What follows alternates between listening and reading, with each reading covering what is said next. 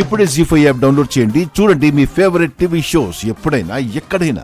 ఇంతదిగా బుర్రా బుద్ధి కూడా కొంచెం ఎదుగుంటే బాగుండేది. మనం నిన్ను నమ్మినందుకు నాకిలా కావాల్సిందే. అయితే ఇందాకటి నుంచి నాకు డౌట్, నువ్వు ఏదో ప్లాన్ చేసుంటావని పిక్నిక్ కి వెళ్లకుండా ఆపాలనుకున్నా. కానీ అదే నిజమైతే ఎందుకు పిక్నిక్ కి వెళ్లకుండా ఆపాలనుకున్నావు? పిక్నిక్ లో జరగబోయేది నువ్వు ప్లాన్ చేసింది కాదా? మరింకేం జరగబోతోంది?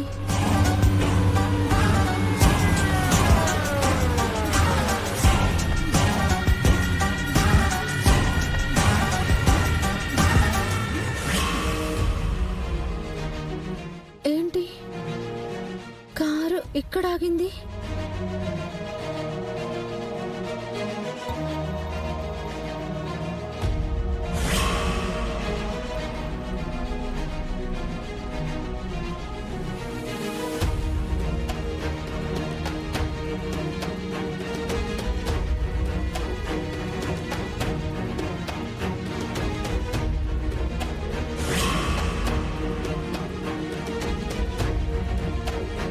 అదేంటమ్మా పిక్నిక్ అని ఇక్కడికి తీసుకొచ్చో?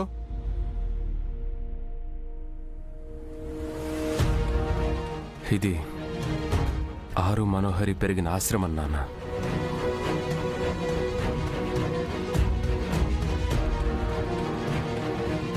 పిక్నిక్ వెళ్ళకముందు ఎందుకో ఇక్కడికి ఒకసారి రావాలనిపించింది. మంచి పని చేసావు అమర్. పాపం ఆ పిల్లల్ని చూస్తుంటే మనసు ఎందుకో బాధగా ఉంది.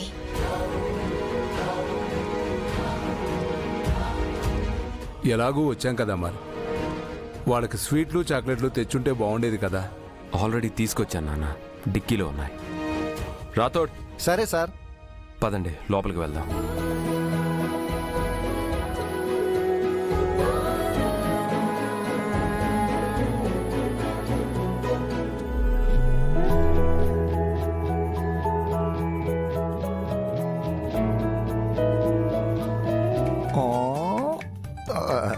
సార్, మీరు ఏదో ఎక్స్పెక్ట్ చేసి ఈ డ్రెస్ వేసుకున్నారు కదా.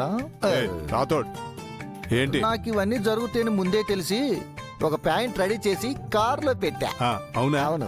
మంచి పని చేసావు. పదండి.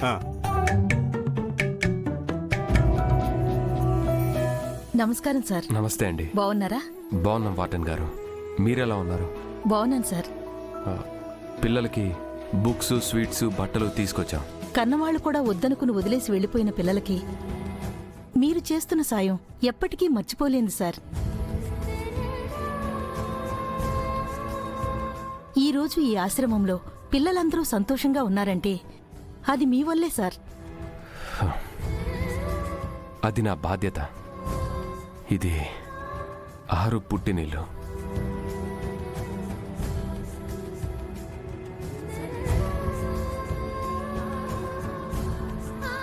ఈ ఆశ్రమం మంచి చెడులు చూసుకోవడం నా బాధ్యత.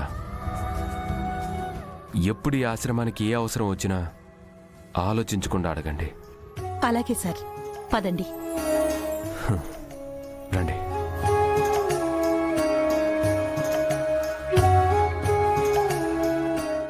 జీ5 యాప్ డౌన్లోడ్ చేసి అన్ని ఎపిసోడ్స్ పూర్తి ఉచితంగా చూడండి.